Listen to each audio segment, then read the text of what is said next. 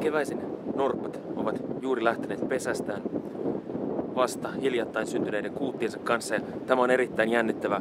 Tässä näemme suoraan tässä takanani tuossa näkyvät norpan jäljet.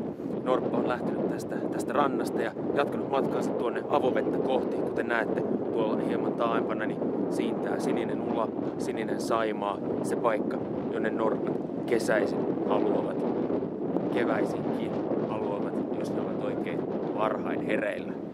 Lähdemme seuraamaan noita jälkiä pitkin.